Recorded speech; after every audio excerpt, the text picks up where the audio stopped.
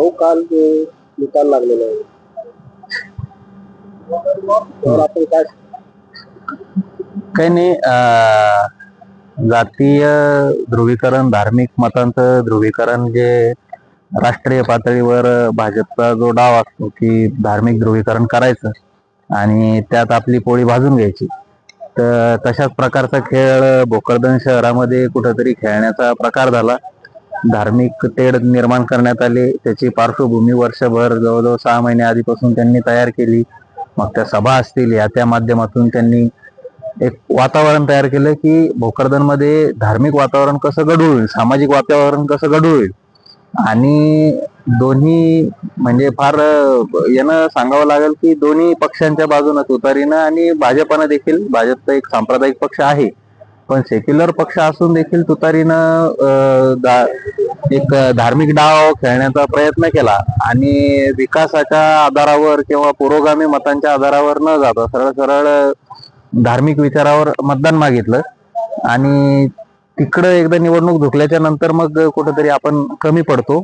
तेच आपल्याला या निवडणुकीत बघायला मिळालं. धार्मिक मतांचं ध्रुवीकरण झाल्यामुळं काँग्रेस कुठंतरी कमी पडलं.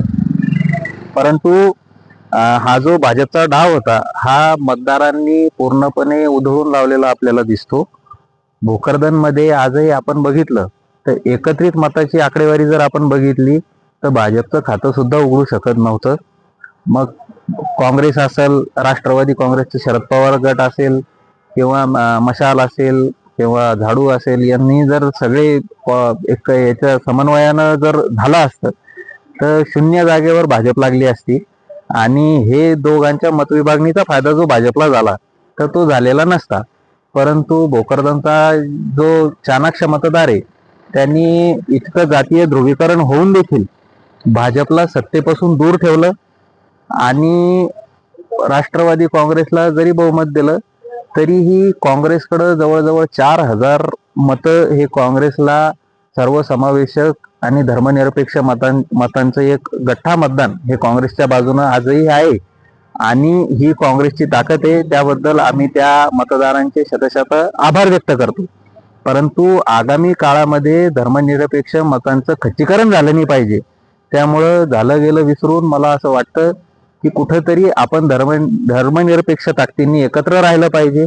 आजही आपण गोळाबेरीज केली तर महाविकास आघाडी ही भाजपच्या पेक्षा पुढे. जर संख्याबळ एकत्रित केलं तर आज आपण 11 पर्यंत पोहोचतो.